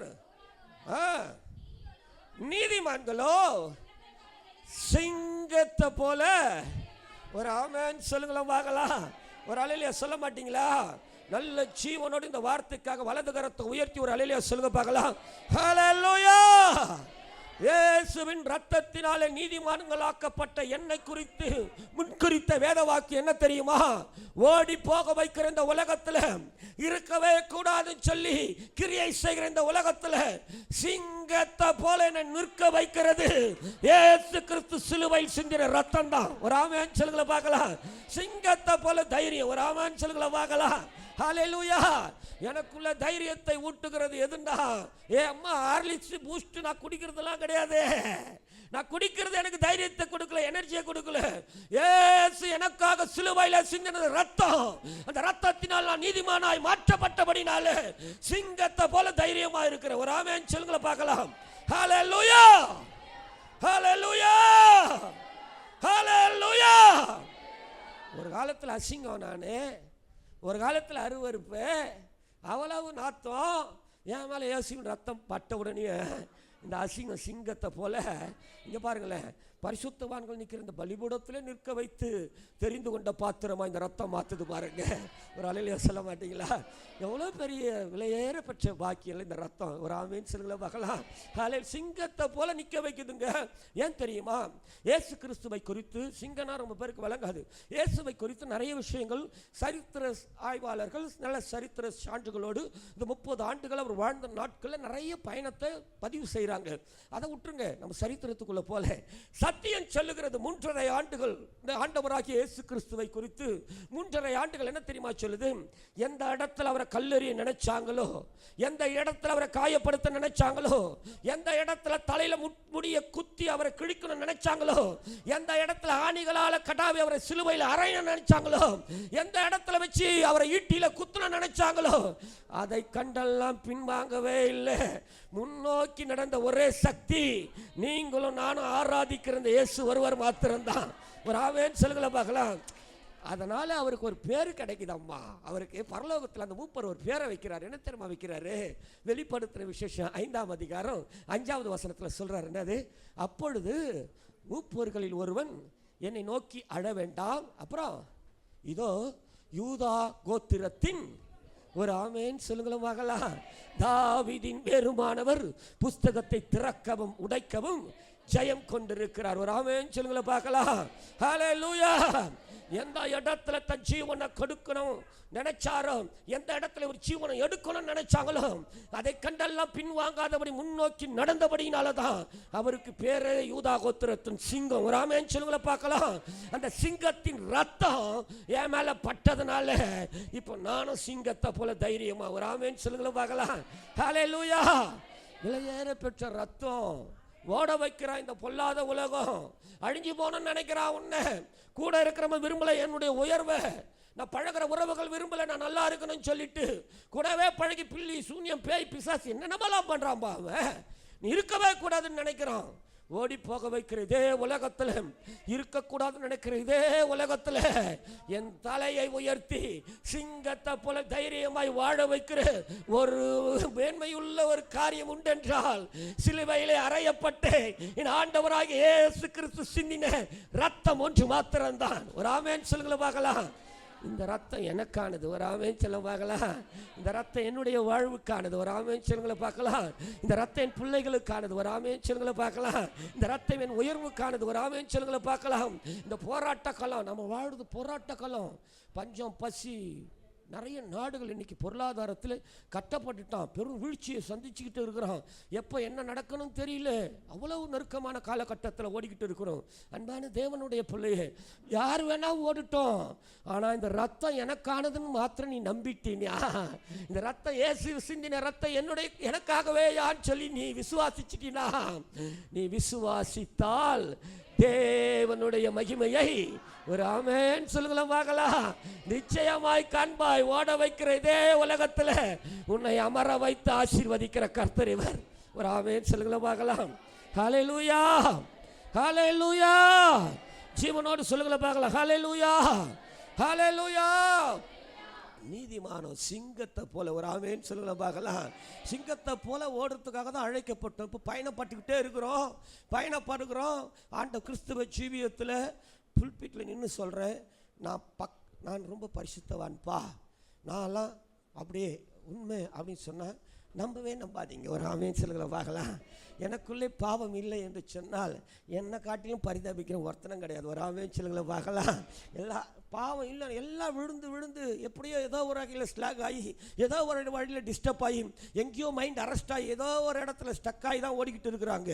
பொல்லாங்க நெய்கிற அந்த அக்னி அஸ்திரங்கள் ஆகட்டும் விழுந்து விழுந்து விழுந்து நுகத்தை சுமக்க முடியல. இன்னைக்கு சில குடும்பங்களுக்குள்ள நுகத்தை சுமந்து சுமந்து விழுந்து தள்ளாடி சில கட்டுகள் சிறையிருப்பு கூட வாழ்ந்துக்கிட்டு இருக்கிறாங்க. பார்த்தீங்களா?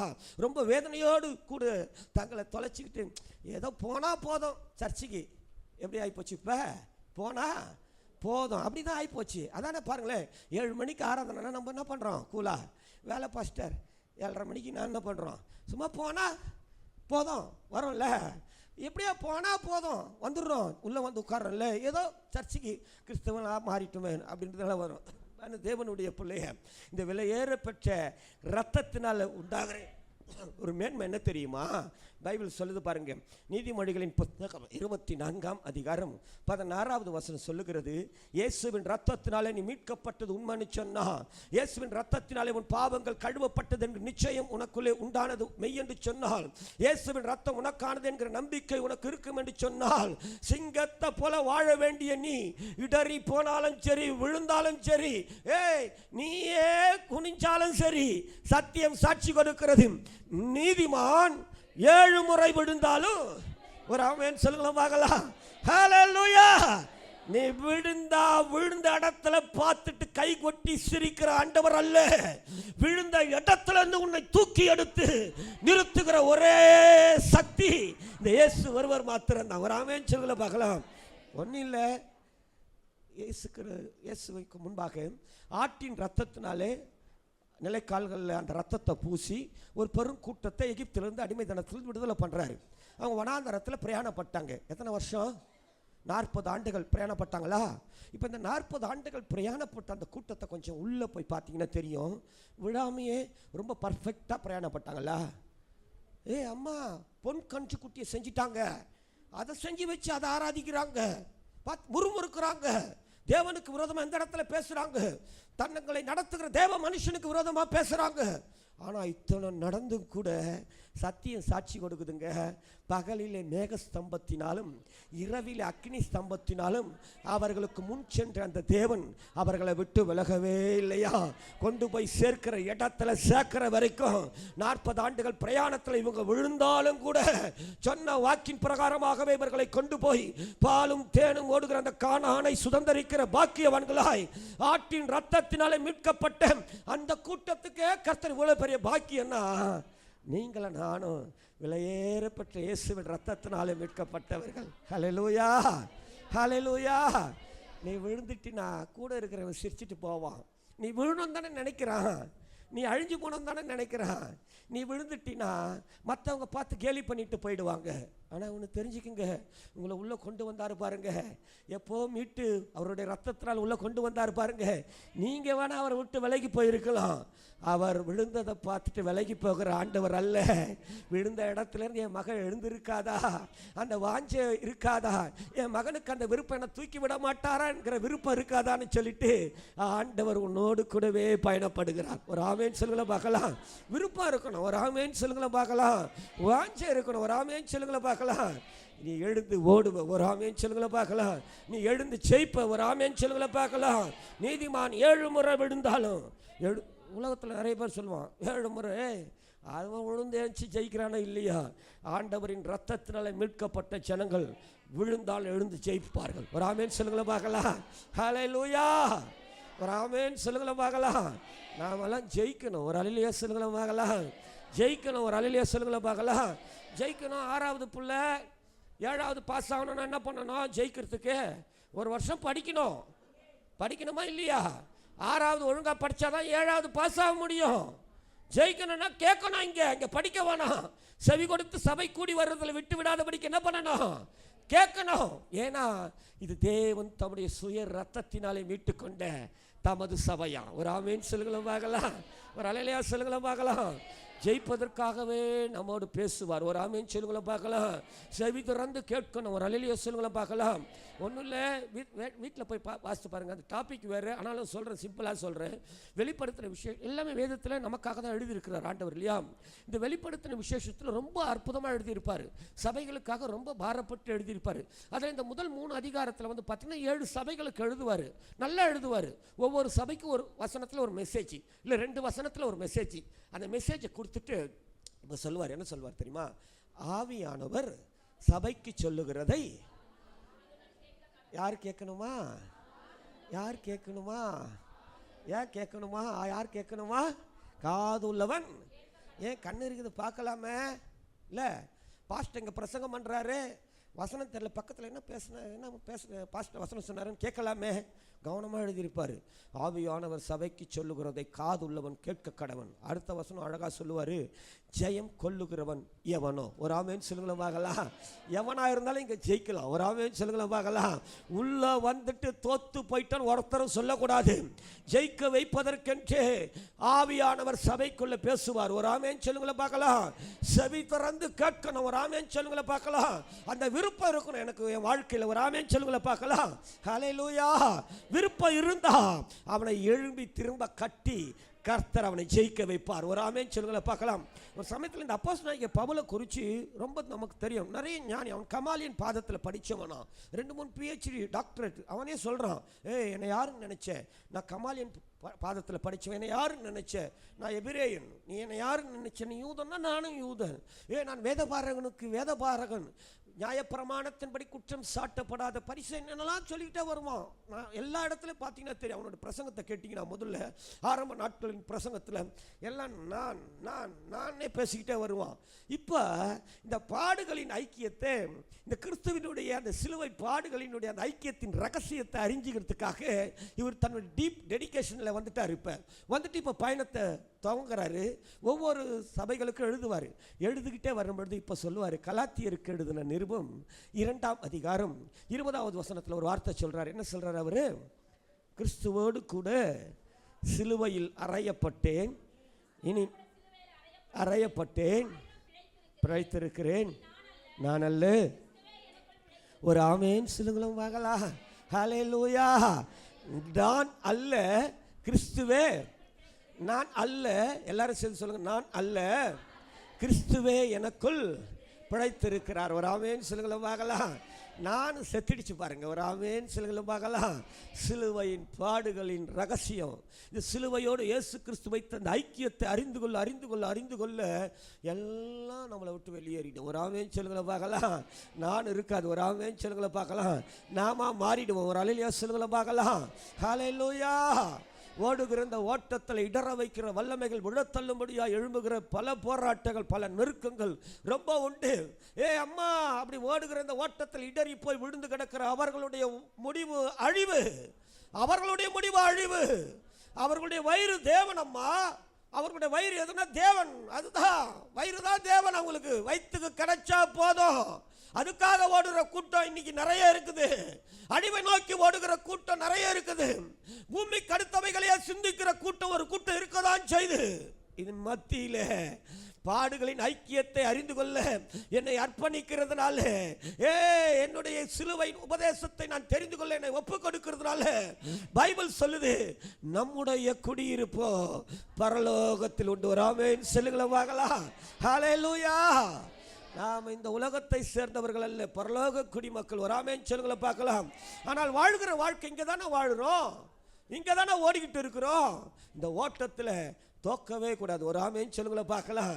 நான் ஜெயிக்கணும்னு சொன்னால் அதற்கு என்னை பலப்படுத்துகிறது கிறிஸ்துவினுடைய சிலுவையில் அறையப்பட்ட அந்த உபதேசம். ஒரு ஆமென் சொல்லுங்களா பார்க்கலாம். சிலுவையின் பாடுகள். ஒரு ஆமென் சொல்லுங்களா பார்க்கலாம்.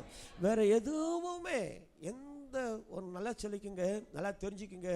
அழைப்பிலே வந்து கர்த்தருடைய நாமத்தை மகிமைப்படுத்துகிற தேவ பிள்ளைகளுக்கு பலனை வேற யாரும் எதுவுமே கொடுக்கவே முடியாது.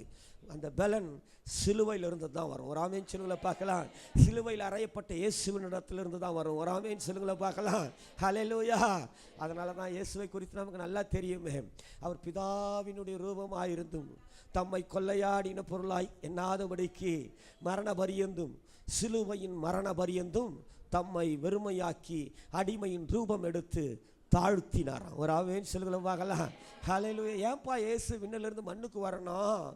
ஏன் இயேசு கிறிஸ்து அவ்வளோ பெரிய பயணத்தை பண்ணி அவ்வளோ அழகாக செல்ல பிள்ளை அங்கே இருக்கிறத விட்டு ஏன் இங்கே மண்ணுக்கு கடந்து வந்து சிலுவையில் அடிமையின் ரூபம் எடுத்து தம்மை தாழ்த்தி அவர் ஏன் தன் ஜீவனை ஒப்பு கொடுக்கணும்? அன்பான தேவனுடைய பிள்ளைகளே, பூமிக்கு அடுத்தவைகளை சிந்திக்கிறவங்களுக்கு விளங்காது.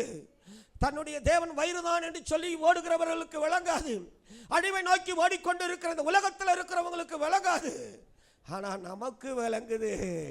என்னை பரலோகத்துக்கு கொண்டு போவதற்காகவே விண்ணிலிருந்து மண்ணுக்கு கடந்து வந்து தன் ஜீவனை விட்டு அந்த ரத்தத்தினால் என்னை நீதிமான்களாய் மாற்றி, நான் விழுந்தாலும் விழுந்த இடத்துல விடாதபடிக்கு மீண்டுமா என்னை தூக்கி நிறுத்தி அவர் வருகைக்கென்று என்னை தகுதிப்படுத்துகிறாரே. ஒரு ஆமென் சொல்லுங்களா பார்க்கலாம். ஹல்லேலூயா. ஹல்லேலூயா. ஜெயிக்கணும். ஒரு ஆமென் சொல்லுங்களேன் பார்க்கலாம்.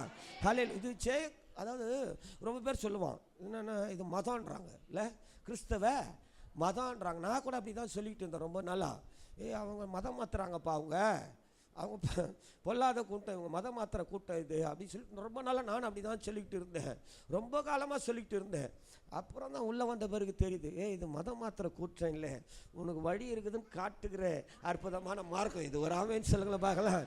நீயும் வாழ முடியும்னு காட்டுகிற ஒரு மார்க்கம் இது. ஒரு ஆமென் சொல்லுங்களை பார்க்கலாம். யாரால் வாழ முடியும்? எப்படிப்பட்டவனை வாழ வைக்கும் இது? சிலுவையின் ரத்தம் எப்படிப்பட்டவனை நேசிக்கும்? கொஞ்சம் சுருக்கமாக இன்னைக்கு என்னுடைய சாட்சியை கொஞ்சம் நேரம் சொல்கிறேன், மீதியை நாளைக்கும் சொல்கிறேன் பாருங்க. எல்லாருக்கும் ஒரு விலாசம் இருக்கும். கூப்பிட்டு கேட்டால் டக்குன்னு சொல்லுவீங்க இல்லையா? உங்கள் அட்ரஸ் என்னன்னு கேட்டால் டபக்குன்னு சொல்லிடுவீங்க. என்னுடைய விலாசம் என்னன்னு தெரியுங்களா? குடிகார பையன். என்னுடைய விலாசம் அதுதான். அப்பா போஸ்டலு, அம்மா நர்ஸு. வீட்டில் அப்படி ஒரு பெரிய பிரச்சனைலாம் கிடையாது. வீட்டில் அப்படி என்ன பிரச்சனைன்னு சொன்னால், சாயந்தரம் ஆச்சுன்னா எங்கள் அப்பா குடிச்சிட்டு எங்கள் அம்மாவை சந்தேகப்பட்டு அடிப்பாங்க. ஒவ்வொரு நாள் சாயந்தரமும் எங்கள் வீடு நரகமாகவே மாறிடும். ஏன்ப்பா அம்மாவை அடிக்கிறீங்கன்னு சொல்லி கேட்க முடியாது. கேட்டால் எங்களை போட்டு அடிப்பார். எங்களை தானே அடிக்கிறாரு சொல்லி சொந்தக்காரங்கிட்ட சொல்லி கேட்க சொன்னால் அவங்களையும் போட்டு எங்கள் அப்பா அடிப்பார். அதனால் எங்கள் ஃபேமிலி ஒரு குடிகார ஃபேமிலின்னு ஒதுக்கி வச்சுட்டாங்க. கருத்து தெரிஞ்ச நாள்லேருந்து சொல்கிறேன். அப்போ எனக்கு 14 வயசு. எங்கள் அப்பா குறிப்பிட்டதை தான் குடிப்பாங்க. அதை கொண்டு வந்து அந்த டேபிளில் வச்சுட்டு சாயந்தரமாச்சுன்னா அவர் குளிச்சுட்டு வந்த உடனே அந்த டேபிளில் சிப்ஸ் ஆப்பாயெல்லாம் போட்டு ரெடி பண்ணி வச்சிடணும். இவர் குளிச்சுட்டு வந்து சாப்பிட்டு ரெடி ஆகிடுவார். எதுக்குன்னா எங்கள் அம்மாவை அடிக்கிறதுக்கு. ஒரு நாள் பார்த்தேன், இவர் இதை சாப்பிட்டு தானே அப்படி சண்டை போடுறாரு, அப்படி என்ன தான் இருக்குது பார்க்கலாமே சொல்லிட்டு அந்த 14 வயசில் அந்த ரம்மை உடைச்சி ஒரு கிளாஸில் ஊற்றி குடித்தேன். ஒரே தலை சுத்தல் மயக்கம். போய் கட்டில் கடியில் போய் படுத்துட்டேன். நைட்டெல்லாம் என்ன நடந்துச்சுன்னு தெரியாது. மறுநாள் காலையில் கண் விழிச்ச பொழுது தான் எங்கள் அம்மாவுக்கு தலையில் கட்டு, வீட்டில் பயங்கர பிரச்சனை. ஆனால் எனக்கு அது பெருசாகவே தெரியல. ஒவ்வொரு நாளும் அந்த நரகத்தை பார்த்து பார்த்து பழகிட்டு எனக்கு அதை பார்க்காதபடி சுகம் கொடுத்த அந்த ரம்மு மேலே 14 வயசுலேருந்து ஆசை. காத்துக்கிட்டு இருப்பேன். எங்கள் அப்பா பாட்டிலை வச்சுட்டு போனாங்கன்னா போய் பாட்டில் திறந்து கிளாஸில் ஊற்றிட்டு பாட்டில் தண்ணி ஊற்றி டைட்டாக மூடி வச்சுருவேன். இப்படியே குடிக்க ஆரம்பிச்சிட்டேன். குடிக்காக அப்போவே வீட்டில் திருடுறது, சொந்தக்கார வீட்டுங்களுக்கெல்லாம் போய் திருடுவேன். அப்போவே ஒரு சின்ன டீம் ஆகிப்போச்சு. அப்பா அம்மாவுக்கு அவங்க பிரச்சனை பெருசாக இருந்ததுனால எங்களை கவனிக்கிறதுக்கு அவங்களுக்கு நேரம் இல்லாத போயிடுச்சு. அதனால் ஸ்கூல் படிப்பெல்லாம் ஒன்றும் கிடையாது. அப்படியே கட்டடிச்சிட்டு சுற்றுறது. இப்படியே போன என்னுடைய வாழ்க்கையில் இப்போ எனக்கு வயசு 19. எனக்கு கீழே 2 சகோதரிகள். ஒரு சகோதரிக்கு வயசு 17, இன்னொரு சகோதரிக்கு வயசு 15. என் கூட இருந்த என்னுடைய நண்பனால் என் மூத்த சகோதரின் வாழ்க்கையில் ஒரு தவறு ஏற்பட்டு கர்ப்பமாயிட்டாங்க. ஃப்ரெண்டு தப்பு பண்ணிட்டான், தங்கச்சி கர்ப்பமாகி போச்சு. ஒரு 4-5 மாதத்துக்கு அப்புறம் அந்த வயிறு வெளியே தெரிய ஆரம்பிக்கும் போது என் சகோதரியை கேட்கும் போது என் நண்பனுடைய பேரை சொல்லிடுச்சு. கூடவே பழகி இப்படி பண்ணிட்டானே, போய் கேட்க போனேன்னு சொல்லிட்டு அன்றைக்கி அவனை கேட்குறதுக்காக அவங்க வீட்டுக்கு போனேன். போன அன்றைக்கி அவன் வீட்டில் இல்லை, அவங்க அண்ணன் தம்பிக்கு தான் இருந்தாங்க. போய் விஷயத்தை சொன்ன உடனே அவங்க ரொம்ப கேலி பண்ண ஆரம்பிச்சுட்டாங்க. ரொம்ப கிண்டல் கேலியெல்லாம் பண்ணி நான் ரொம்ப கோவப்பட என்னை போட்டு ஒரு அடியை அடிச்சுட்டாங்க. அடி வாங்கி நேராக வீட்டுக்கு வந்துட்டேன். வீட்டுக்கு வந்தவனையும் எனக்கு ரொம்ப கோபமாக போச்சு. தப்பு பண்ணுதாவே போய் கேட்டு அடிக்கிறாங்களே, விடக்கூடாதுன்னு சொல்லிட்டு வீட்டில் இருக்கிற காய இருக்கிற கத்தியத்து ஷாக்ஸில் வச்சுக்கிட்டு மறுநாள் வேறு மாதிரி போயிட்டேன். நான் சும்மா போய் பயமுறுத்தலாமேன்னு சொல்லிட்டு போனால் அன்றைக்கி பார்த்தா அதே போல் உட்காந்து ரொம்ப கிண்டல் ஆகணுங்க. அவங்க பேசிக்கினே இருக்கும்போது என் ஃப்ரெண்டு வந்துட்டார். வந்தவுடனே அவங்ககிட்ட சொன்னவுடனே அவன் இல்லை இன்னும் அவங்க கூட சேர்ந்து ரொம்ப இது கேலி கிண்டல் பேசுகிறேன். எனக்கு ரொம்ப மண்டைக்கு மேலே எரிக்கிச்சு கோவம். வேறு இதில் ஆகிப்போச்சு. நான் 2 மனுஷனாக போனேன். பயங்கரமாக கோவம் எரிக்கிச்சு. கோவத்தில் என்ன பண்ணிட்டேன், கத்தி எடுத்து உருவி என் நண்பனை ஒரு 2 குத்து குத்திட்டேன். 19 வயசில் என்னுடைய முதல் கொலையை செஞ்சுட்டு சென்னை மத்திய சிறைச்சாலையிலே 14 ஆண்டுகளும் சிறை தண்டனை கைதியாக இருந்தவன் நான். 17 வயசுனா சிறுவர் சிறுத்த பள்ளி. 18ன்றதுனால நம்மளுக்கு ஜெயிலுக்கு போயாச்சு. ஜெயிலுக்கு போயிட்டு வெயிலில் வெளியே வந்து போன அந்த நாட்களிலே நானாய் விருப்பப்பட்டு ஒரு பெண்ணை திருமணம் செய்து கொண்டேன். அப்படி ஜெயிலுக்கு வெளியில் வந்து போன அந்த நாட்களில் நான் ஜெயிலில் இருக்கும் பொழுதே எனக்கு வெளியில் 2 பெண் குழந்தைகள் எனக்கு பிறந்துட்டாங்க. இப்போ என் மனைவியவும் என் பிள்ளைகளையும் எங்கள் வீட்லையும் ஏற்றுக்கல, அவங்க வீட்லையும் ஏற்றுக்கல. அவங்க வீட்டில் என்ன பிரச்சனைனா, போயும் ஒரு ஜெயில் அக்யூஸ்ட்டை கல்யாணம் பண்ணிக்கிட்டேன்னு சொல்லிட்டு என்னுடைய வரவை விரும்பலை. எங்கே நான் வெளியில் வந்தால் அவங்க வீட்டுக்கு வந்துடணும்னு சொல்லிட்டு அவங்களுக்கு பயம். அதனால் என் ஒய்ஃபை வீட்டில் சேர்த்துக்கல. அதனால் அப்போவே என் மனைவி வீட்டு வேலையெல்லாம் செஞ்சுக்கிட்டு தான் என் பிள்ளைகளை பார்த்துக்கிட்டாங்க. எனக்கும் மனு போட்டு என்னுடைய தேவைகளை சந்திப்பாங்க. இப்படியா இருந்தனுடைய வாழ்க்கையில் 12 ஆண்டுகள் 9 மாதங்கள் நான் ஜெயிலில் இருந்ததுக்கப்புறம் ஒரு அண்ணா பிறந்த நாள் அன்னைக்கு ஜெயில் ரெக்கார்டில் நன்னடத்தின் காரணமாக என்னை ரிலீஸ் பண்ணிட்டாங்க. இப்போ 12 வருஷம் 9 மாதம் கழித்து நான் ஜெயிலை விட்டு நான் வெளியில் வரேன். நான் ஒரு லைஃபர்ன்றதுனால என் கூட எப்பவுமே ஒரு 3 பேர் இருப்பாங்க. இப்போ நான் குடிக்கணும், என் கூட இருக்கிறவங்க குடிக்கணும். அதற்காக பல தவறுகளை இதே சிட்டிக்குள்ளே செஞ்சவன் நான். பெரிய லெவல்லாம் கிடையாது. இன்றைக்கி காலையில் ஆரம்பித்து இன்றைக்கி நைட் வரைக்கும் சந்தோஷமாக இருக்கணும். அந்த சந்தோஷத்துக்காக பாவம் எங்கே இருந்தாலும் அதை போய் செய்து முடிக்கிற ஒரு பாவியாகவே இந்த உலகத்தில் நான் வாழ்ந்து கொண்டிருந்தேன். என்னுடைய சின்ன உலகம் பார்த்தீங்கன்னா, நான், என் மனைவி, என்னுடைய 2 பெண் குழந்தைகள், 3 நண்பர்கள், அவ்வளோதான் என்னுடைய சின்ன உலகம். அப்பா அம்மா உறவுகள் இருந்தாலும் அவங்க என்னை நேசிக்க விரும்பல. கூப்பிடுவாங்க நல்லது கட்டத்துக்கெல்லாம், போனால் பார்ப்பேன், ஏதாச்சும் பெரிய பொருளாக இருந்தால் தூக்கிட்டு போய் வித்துடுவேன். அதனால் அவங்களுக்கு என்னை பிடிக்காது. சுருக்கமாக சொன்னால், அருவருப்பான மிருகம் எதுன்னு கேட்டால் டக்குன்னு சொல்லிடலாம், பன்னின்னு. அந்த பன்றியை விட நாற்றமெடுத்த ஒரு மிருகமாகவே இந்த உலகத்தில் நான் ஜீவித்து கொண்டிருந்தேன். ஒவ்வொரு நாளும் பிரச்சனைகள், மேலும் பல வழக்குகள். அப்போ ஒரு நாள் என் கூட என்னுடைய நண்பர் சொன்னார், இப்படியே சிட்டியில் சுற்றிக்கிட்டு இருந்தால் பிரச்சனையாகவே இருக்குது. எனக்கு தெரிஞ்சு பல்லாவரம் தாண்டி ஜமீன் பல்லாவரம்னு சொல்லிட்டு ஒரு பகுதி, கொஞ்ச நாள் நம்ம அங்கே போய் இருப்போம், எல்லா பிரச்சனையும் முடிஞ்ச பிறகு திரும்பி நம்ம சிட்டிக்குள்ளே வந்துடலான்னு சொல்லிட்டு அவங்க சொன்னாங்க. அன்றைக்கி அதுதான் சரின்னு சொல்லிட்டு நான், என் மனைவி, என்னுடைய 2 பெண் குழந்தைகள், 3 நண்பர்களோடு கூட அந்த கிராமத்துக்கு போயிட்டோம். போன இடத்துல பார்த்திங்கன்னா எங்களுக்கு சாப்பாட்டுக்கெலாம் ஒன்றும் பிரச்சனை இல்லை. போன இடத்துல ஒரு மாதத்துக்கு அப்புறம் குடிக்கிறதுக்கு பணம் இல்லாமல் போயிடுச்சு. ஏன்னா எதையும் நாங்கள் சேர்த்து வைக்கல. அன்னன்னைக்கு வந்ததை குடிச்சிட்டு அன்னன்னைக்கு ஜாலியாக இருந்ததுனால போன இடத்துல ஒரு மாதத்துக்கு அப்புறம் ரொம்ப கஷ்டம். ஓப்பனாக சொல்லணும்னா எங்களால் எதுவும் தப்பு செய்ய முடியல. அப்படிப்பட்ட அந்த சூழ்நிலையில் எங்களுக்கு அடைக்கலம் கொடுத்த அந்த குடும்பத்தில் இருக்கிற அந்த சகோதரர் ஒரு காரியத்தை சொன்னார். எங்கள் ஊரில் ஒருத்தர் இப்படி இருந்தார், அவருக்கு பல விதமான டார்ச்சர் வந்த பொழுது அவர் ஒரு காரியத்தை பண்ணார். தன்னுடைய உடல் உறுப்பை, தன்னுடைய சிறுநீரகத்தை போய் ஒரு ஹாஸ்பிட்டல் அவர் தானம் பண்ணிட்டார். அப்படி தானம் பண்ணினதுனால அவருக்கு ஒரு சர்டிஃபிகேட் கொடுத்தாங்க.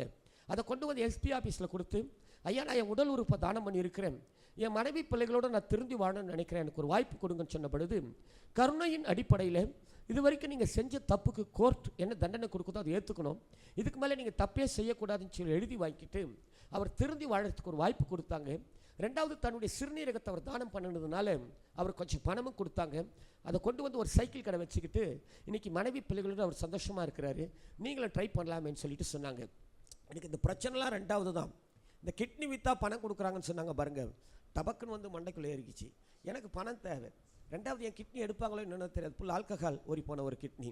இருந்தாலும் முயற்சி பண்ணுவோம், இந்த எடுக்கலைனாலும் என் மனைவி என் கூட இருக்கிறதுனால அவங்கள கொடுக்க சொல்லலான்னு சொல்லிட்டு ட்ரை பண்ணுங்கப்பான்னு சொன்ன பொழுது, சென்னையில் இருக்கிற ஒரு பிரபலமான மருத்துவமனையில் அவங்க ட்ரை பண்ணாங்க. இல்லீகலாக ஆட்களை வச்சு ட்ரை பண்ணாங்க. இந்த சிறுநீரகத்தை எடுக்கிறதுக்கு முன்னாடி அது தகுதி வாய்ந்து தான் சில டெஸ்ட்லாம் பண்ணுவாங்க. அன்றைக்கி அந்த டெஸ்ட்டுக்கு நான் போக வேண்டிய சூழ்நிலை, ஏன்னா இந்த ஃபெயிலியர் ஆனால் தான் யாரையாச்சும் அனுப்ப முடியும். அன்றைக்கி போய் எடுக்கப்பட்ட அந்த டெஸ்ட்டில் என்னுடைய சிறுநீரகம் எடுப்பதற்கு தகுதி உள்ளதுன்னு சொல்லி ரிசல்ட் வந்துடுச்சு. இப்போ ஹாஸ்பிட்டல் நிர்வாகம் என்னை அழைத்து என் சிறுநீரகத்துக்காக அவர்கள் 50,000 ரூபாய் விலை பேசி என் சிறுநீரகத்தை வாங்கி கொண்டார்கள். குடிக்காக என் கிட்னியை 50,000 ரூபாய்க்கு விற்ற ஒரு நாற்றமெடுத்த ஒரு புண்டம். அவ்வளவு அருவருப்பு, அவ்வளவு அசுத்தம் அம்மா, அவ்வளவு அசுத்தம். எந்த அசுத்தமாக இருந்தாலும் சரி, எப்படிப்பட்ட நாற்றமாக இருந்தாலும் சரி, எவ்வளவு அருவருப்பாக இருந்தாலும் சரி, அவனுடைய கால்கள் சபைக்குள்ளே வரும் என்று சொன்னால், சபையிலே வந்து விலையேற பெற்ற இந்த இயேசுவின் ரத்தம் எனக்கானது, என் பாவங்களை கழுவுகிறது என்கிற நிச்சயத்தோடு கூட அவனின் தேவனை ஆராதிக்கிற பிள்ளையாய் அவன் மாறுவான் என்று சொன்னால் சத்திய வேதம் சாட்சி கொடுக்கிறது. அன்பான தேவனுடைய பிள்ளையே, எந்த மனுஷனையும் பிரகாசிப்பிக்கிற மெய்யான ஒளி அவர் தானா? ஒரு ஆமேன்னு சொல்லுங்களேன் பார்க்கலாம். அவனை பிரகாசிக்க வச்சுட்டு வரப்பா. இயேசுவன் ரத்தத்தின் ஆளுகைக்குள் அவன் தன்னை ஒப்பு கொடுத்துட்டான்னு வச்சுக்கோங்க. உலகம் பார்க்க அவன் குடிகார பையா, உலகம் பார்க்க இவன் கொலகார பையன், இவன் கிட்னி வித்தவன் வேஸ்ட்டுன்னு சொல்லும். எப்படிப்பட்ட வேஸ்ட்டாக இருந்தாலும் சரி, அவன் மேலே இந்த இயேசுவின் ரத்தம் பட்டுட்டா இன்னைக்கு ஆயிரங்களுக்கு கர்த்தர் நம்மளை டேஸ்ட்டாக மாற்றிக்கிட்டு இருக்கிறாரு. ஹல்லேலூயா. விலையேற பெற்ற ரத்தம்.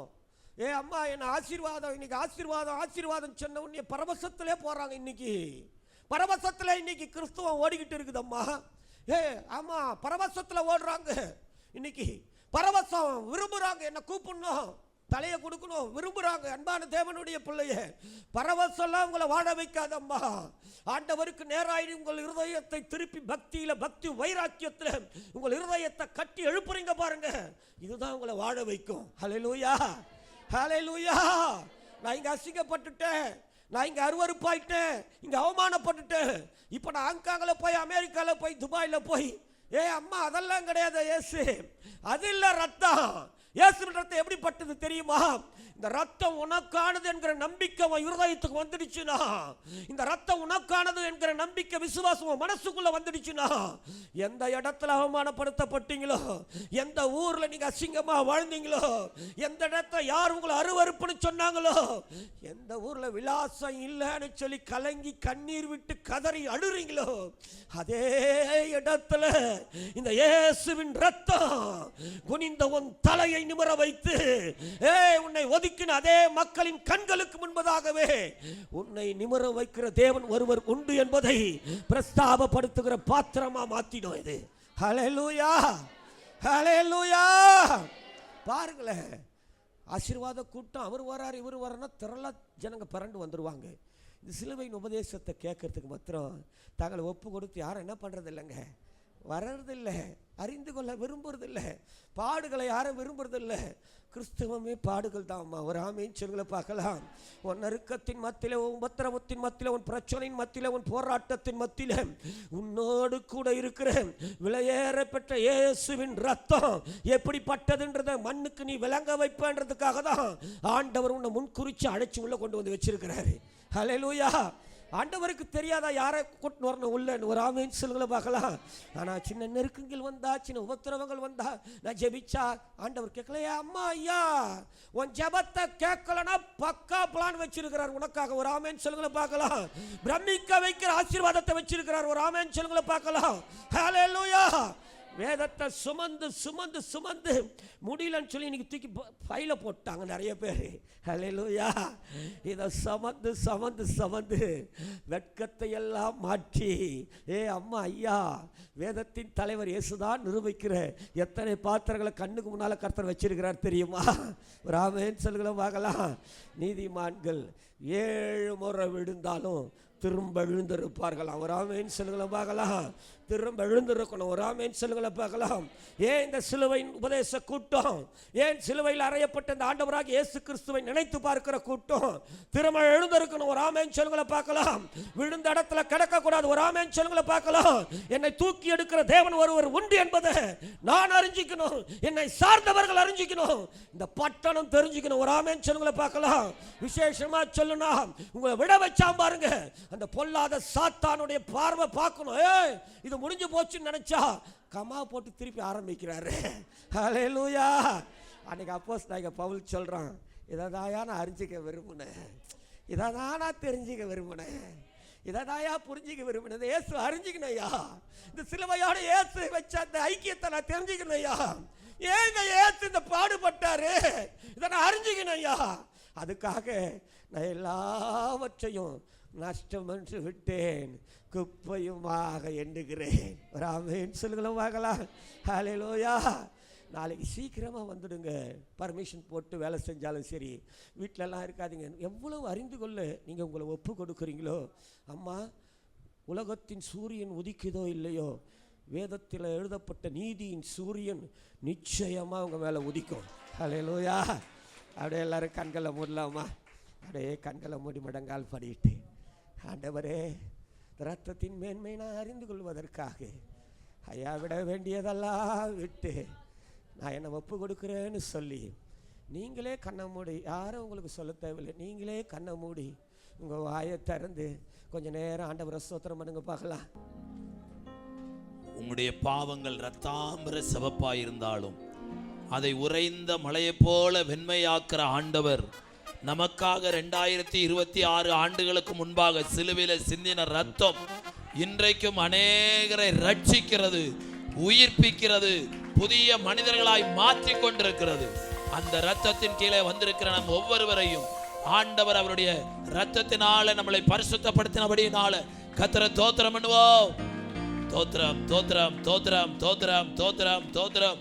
கர்த்தருடைய வார்த்தையை சொன்ன தம்முடைய மகனை இன்னும் அநேக ஆயிரங்களுக்கு எடுத்து பயன்படுத்தும்படியாய் கர்த்தரை தோத்திரம் பண்ணுவோம். தோத்திரையா தோத்திரையா தோத்திரையா. இந்த நாள் கூடத்தில் வந்து பங்கு கொண்ட அத்தனை தேவ பிள்ளைகளையும் தனித்தனியா பேரு பெறாய் கர்த்தர் தொட்டு ஆசீர்வதிக்கும்படியாய் கர்த்தரை தோத்திரம் பண்ணுவோம். ஆமென். நம்ம எல்லாரும் எழுந்திருக்கலாம்.